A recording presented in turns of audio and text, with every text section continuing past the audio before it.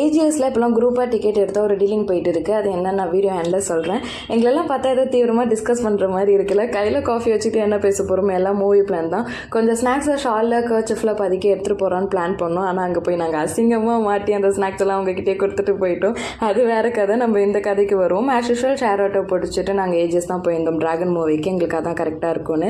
எங்கள் டீமில் ஒரு ஆள் குறையிறாங்கல்ல, ஒரு மேம் வரலன்னு சொல்லிட்டாங்க. எவ்வளவோ கேட்டு பார்த்துட்டோம், அவள் வரல சொல்லிட்டா. ஸோ நாங்களாம் மூவி போகிற மைண்டில் ஃபிக்ஸ் ஆகிட்டோம். அதனால் நாங்களாம் கிளம்பிட்டோம். அந்த மூவி டிக்கெட் என்னென்னா, இப்போது குரூப்பாக ஃப்ரெண்ட்ஸாக வந்து டிக்கெட் எடுக்கும் போது எக்ஸ்ட்ரா 70 இல்லைனா 100 பே பண்ணால் கார்லிக் பிரெட் இல்லைனா வந்து சாண்ட்விச் தராங்க. எங்களுக்கு இந்த டீலிங் ரொம்ப பிடிச்சிருந்தது. ஏன்னா நாங்கள் டிக்கெட் ஷேர் பண்ணும் போது ஒரு ஆள் எக்ஸ்ட்ரா வந்து அவங்க டிக்கெட் அமௌண்ட்டை விட 20-30 பே பண்ணால் சாண்ட்விச் இல்லைனா கார்லிக் பிரெட் வந்து வாங்கிக்கிற மாதிரி இருந்தது. எங்களுக்கு இந்த டீலிங் இப்போ தான் தெரியும். இதுக்கு முன்னாடி இருந்துச்சான்லாம் தெரியாது. உங்களுக்கு வந்து இது புதுசுனா நீங்கள் வந்து ஃப்ரெண்ட்ஸாக இல்லை ஃபேமிலிஸாக குரூப்பாக போனீங்கன்னா இந்த டீலிங் என்னன்னு கேட்டு நீங்களும் அதை யூஸ் பண்ணிக்கோங்க. ஆஸ் யூஷுவல் அப்புறம் படம் முடிச்சுட்டு எல்லாம் அவங்கவுங்க திசையை பார்த்துட்டு கிளம்பிட்டோம்.